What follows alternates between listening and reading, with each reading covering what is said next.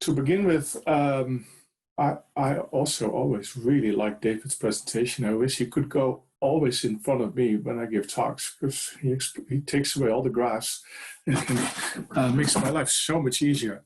So I'm going to talk about entity event knowledge graphs as a specific form of knowledge graphs for data-centric organizations.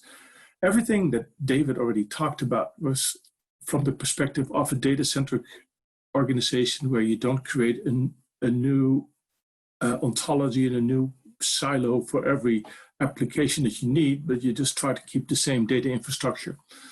So, but we've been working with this entity event model, and it will become clear in this presentation what I actually mean by that. But for the last 6-7 years, we started about 6 years ago with a telecom software integration company called Amdocs, where they were building an application for call center people, CRM people at a telecom, where a customer might call in with a problem, and then the call center agent had to go through at least 10 different databases and all these screens open on the screen to try to figure out what was wrong with what the customer was complaining about.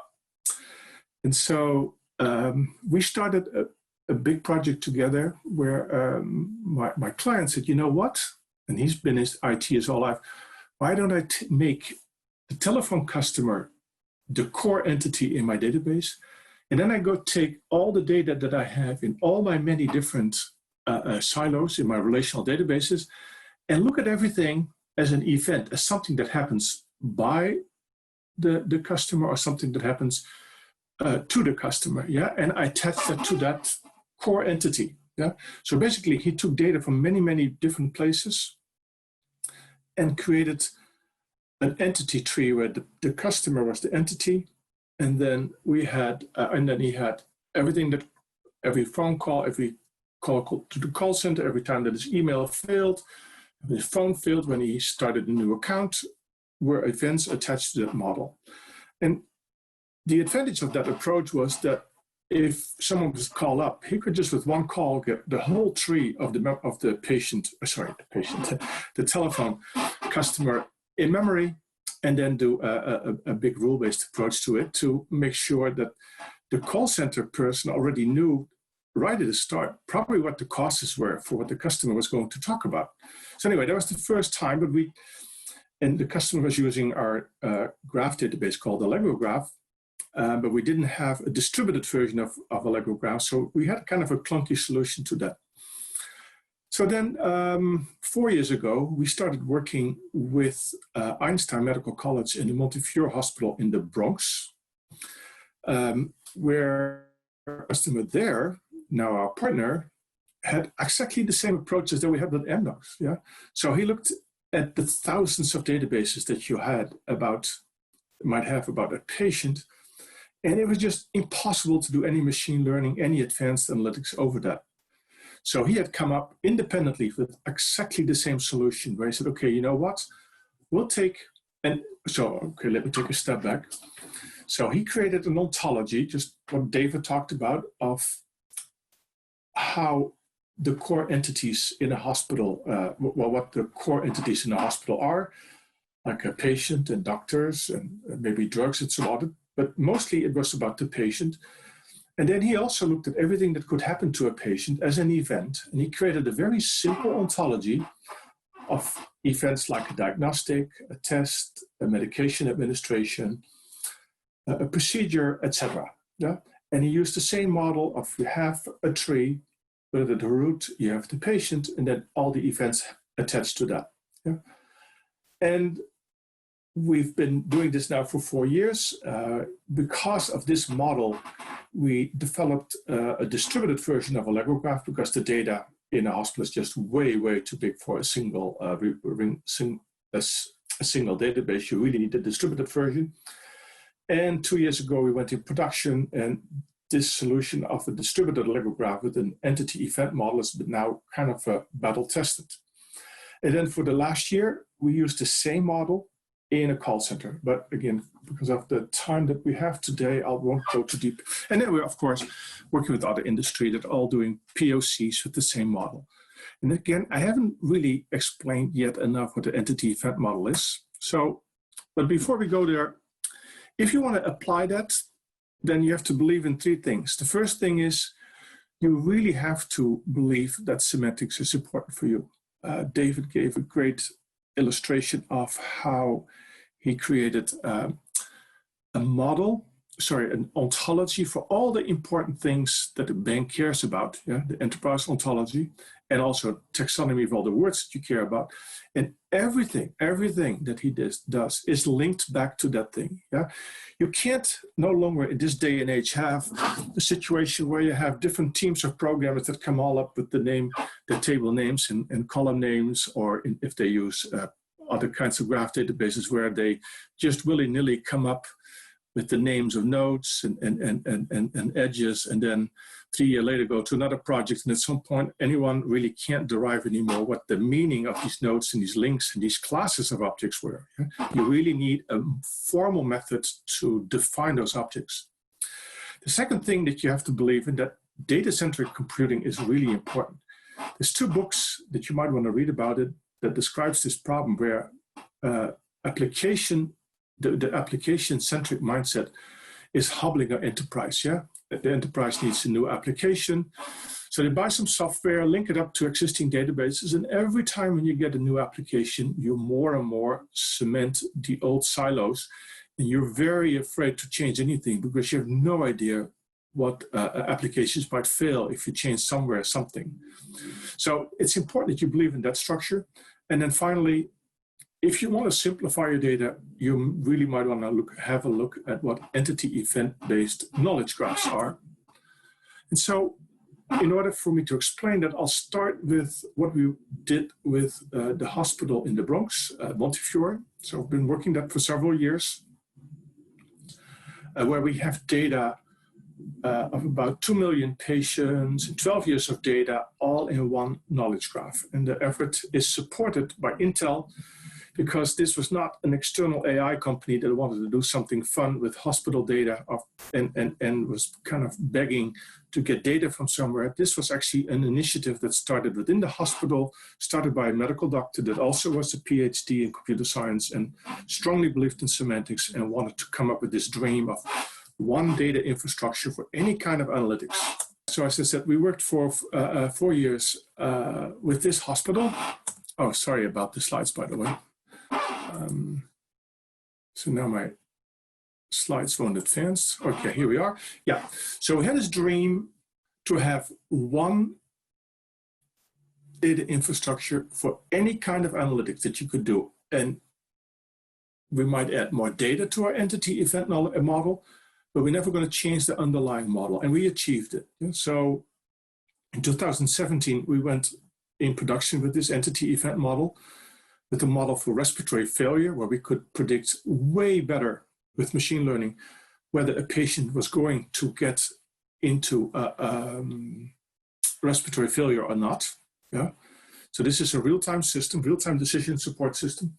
And in the last few weeks, they created a new model for COVID using the same underlying data structure, where you can use the same data infrastructure and now do COVID calculations on top of that. But the model also now can do a full sepsis reporting. So it's very important. And it's a matter of hours to find out whether a person is sepsis or not, because if you're too late, they die. And they figured out a way that instead of using lots of nurses and doctors and complex looking at medical records, we can use our data infrastructure to actually figure out when a person is sepsis. And we can even now start predicting when someone has sepsis. But we can look at spinal cord compression, a result of cancer. We can do outpatient appointment, but the core is we never change the underlying data model. It's all based on the same data model. And we have a lot of different types of information. We have, so this is a patient like me, So this is our core entity. And then we have events that are attached, So we have events where the patient talks to the hospital via his computer. There's Fitbit information that we now can use. We have your genetic makeup. So when we do an analytics, that's an event. And now we know your genetic makeup. We know the relationship to other family members. There's devices in your body that generate events. There's this big elephant in the hospital space called EPIC, 40,000 tables and God knows how many columns from which we can derive events. The hospital has an Internet of Things called the ICU, where we have more than 50 types of analog and digital signals that we have to turn into triples. And I don't want to go here, but it's an enormous amount of data. Images create a lot of triples. Even when you die, you generate triples because you do research afterwards. And I can keep going. It's just very, very diverse information coming from many, many different silos and event streams. Okay, so one more time, what are the core features of our entity event knowledge graph? To begin with, entities and events are represented as hierarchical trees. So the entity is the patient, events everything that happened to a patient. These entities, events are trees, but we make sure that they're also logically grouped. So for people in the audience that know about semantic graph databases, we talk about triples, but actually these triples have 4 elements, quads, and we make sure that in a patient tree, the 4th element of every triple is the patient identifier. So we can, with one IO, say, give me all the data I have about a patient, and get all the data back. And then in healthcare, more than in any other business, it's incredibly important that you use the same name for the same thing. So we, or our customer at Montefiore, integrated more than 180 different taxonomies and thesauri and vocabularies in healthcare into one system. So how does it hang all together? So what you see here is a picture from a tool we call Graph, and this has our terminology system in it with a few patients just to show you the data. And so what you see here is that there is a core entity, which is the person, the patient, and this person had an event, which we call an outpatient encounter that happened at this particular date, 2009. And this patient had a sub-event of type patient diagnosis, where the value is allergy to peanuts. So this is one of these ICD-9 or ICD-10 codes that the hospital sends to the insurance company to get reimbursed. Now this ICD-9 term is then linked to a mapping object that links to these 180 terminology systems. One of them is SNOMED, that some of the people in the audience might know. And so this is the SNOMED definition to allergy of peanuts, which is is a child of allergy to legumes, which is a child of food allergy, which is a child to allergy to substance. So with this model, and by the way, this shape of the data is always the same. It could be a bill, it could be check-in or check-out, it could be a medication administration. It's always person, event, maybe a sub-event with some values, and then the taxonomy. So with this model, if I want to find all the people with peanut allergy, I just have to look up and I find a number of patients. If I say, give me all the people with food allergy, I go back in the tree and I probably find 400 billing codes with an ICD-10 code related to food allergy. And I get many more patients. And if I ask for everyone with an allergic condition, I find everyone in the hospital. So in this model is always, there's a core entity, which is a patient. There's all the events that come from various sources. This is a simplification of the earlier picture showed you, patient encounter, diagnostic, asthma, and then we get into the taxonomy, but the same picture applies to a telco. You have a core entity, which is linked to an event graph of events happening for this patient, and then there are knowledge bases that are things like locations of people, plans for telephones, types of phones, things that can go wrong with phones, etc., etc. So everything that you can't put directly into the event graph. And we even have this, and I'm going to skip this for today because time is going way too fast today, for what we do for call center, but I'll leave it in the slides so you can look at it later. And now, what are the benefits of this entity event model? Well, the first one is that queries and feature extraction for machine learning becomes many times more simple. So for example, I have my big knowledge graph. I want to ask the question, how many people had gallbladder calculus in 2010 or later? Well, imagine that this is 1% of your enterprise data warehouse, yeah? And you have to do this particular query, yeah? So then the question is, for most people, how big is the SQL query going to be just to do this? Well, I'm not making this up. This is the SQL query to get this result, and this is part 1 of 3 of the SQL query. So it probably takes you hours, days, maybe even a week to debug and get this query done. Whereas in our system, in the semantic graph, I can draw the query on the screen. I can say it's the person with an encounter, with a diagnosis. There's a concept that ultimately matches a gallbladder calculus that happened at a particular time. I click on a button and I get the Sparkle query and I get my results. Or, and David talked about this too, I want to do a 360 overview. Well, because the 4th triple in my patient tree is always the patient identifier, it needs only one query and I get all the triples for this particular patient in my memory space, and I could even do it simpler than Sparkle. Yeah, I can do it just in Python right now. I can just say, connect to my database and then give me all the data about this particular patient. This is the hash for this particular patient. And I get a beautiful, or whatever you want to call it, but a beautiful JSON object back with all the data about one particular patient in a very formatted way so that the application designer instantly can start working with it. And then another benefit, there's many more benefits, but for today, I'll keep it at this. It becomes very easy to do horizontal scaling because every patient is a tree, we can start sharding the patients, yeah? Where the entity event trees go to one shard with the entity ID as the shard key. And then we federate every shard with the non-shardable databases. So let me go here. So each block here is a machine. Each block has a number of shards, yeah, where you as a patient will be in one of these shards, but there will be a lot of metadata that is the same for every machine. So this might be a terminology system, this might be a statistical database, this might be PubMed. These are all replicas, the green boxes that we maintain somewhere else. And then we federate every shard with the knowledge bases so that when we do a query, we send the same query to every federation on the cluster, get the results back and present it to the application or to the user. Yeah. So this was a whirlwind to get through this, but let me summarize. So we help people to do POCs with the entity event model. Yeah, and sometimes people are afraid that you have to do this really big bang approach, but actually this is a beautiful model to start with one use case and then start adding more and more data.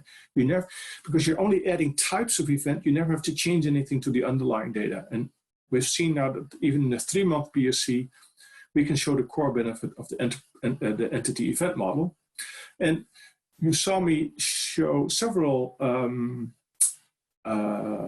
pictures of our visualization tool to look at the data in your graph. If you want to try it out, then you can just go to graph.allegrograph.com 10035 and you can play with that visualization tool yourself. Okay, Mary D, it's already 3 minutes before 2, so I have to stop here. And maybe we can now take some questions. Yeah, we do have one question. Early on, you recommended some books or some books that you said you wanted to recommend, but you didn't give us the titles of the books. And that may have been in a slide that didn't show. I'm not sure. Yeah. But we have somebody who would really like to know what you were talking about. So this is the book Software Wasteland. Oh, sorry. Software Wasteland by Dave McComb. And the other one is The Data Center Revolution, Restoring Sanity So also by Enterprise Dave Information McComb. System. Both by Dave McComb. A beautiful description of the problem in the modern enterprise and why you need ontologies and why you need one single data infrastructure, like David was talking about. Okay. Actually, I had a question for David. Mm-hmm.